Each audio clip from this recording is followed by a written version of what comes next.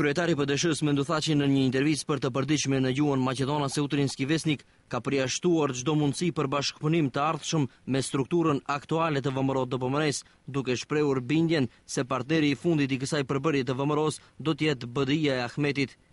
Unë i kam treguar opinionit se asnjëherë nuk do të bashkëpunoj me këtë klik politike të VMRO-DPMR-s, që nuk do të thotë se asnjëherë më me VMRO-DPMR-n.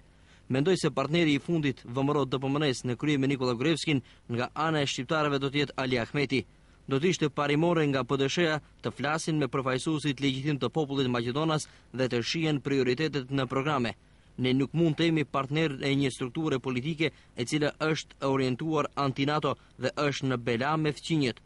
Kuptohet, pozicionet tona tash janë shumë më të afërta me opozitën maqedonase.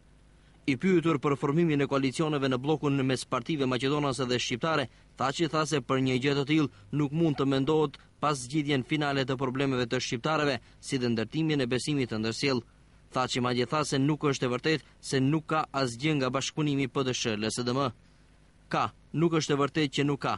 Teoretikisht dhe nga mendja e shëndosh, ne pajtohemi se duhet të zhbllokohet procesi i integrimit, se ajo është prioriteti mbi prioritetet. Ka disa gjëra rreth të cilave tash për tash nuk pajtohemi.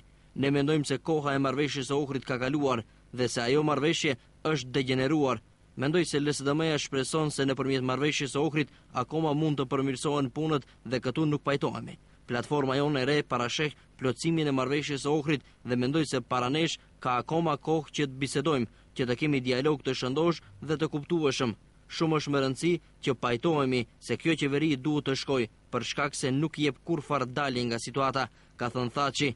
Ai ka folur për ndërprerjen e bashkëpunimit të tij me liderin e RDK-s Rufi Osmanin. Thaçi, takimit të Osmanit me përfaqësuesit e LSDM-s opozitare i quajti sjellje avantureske. Unë i mbaj mend shumë mirë deklaratat e Osmanit lidhur me bashkëpunimin me Crvenkovskin. Një kohë të gjatë ai pohonte se vetëm me Crvenkovskin nuk do të ketë bashkëpunim. Duke nisur nga orientimi i tij politik, i dëgjova disa bashkëpunëtorë të mirë rreth nevojës së bashkëveprimit mes PD-s dhe partisë së tij. Disa ditë më pas, pa na informuar, filloi me disa takime me djemt të LSDM-s. Ky aventurizëm, sjellje jo korrekte ndaj qendrimeve të veta, nuk është vetëm problem logjik, por edhe moral. Për atë arsye vendosa të ndërprem bashkëpunimin. Tash jam i qetë. Lideri i opozitës shqiptare Mendu Thaçi tha se partia e tij nuk është për zgjedhje të parakohshme, duke thënë se qeveria ka mandate dhe duhet të zgjidhin problemet, por parimisht si opozitë tha se nuk mund të jetë kundër zgjedhjeve të parakohshme parlamentare.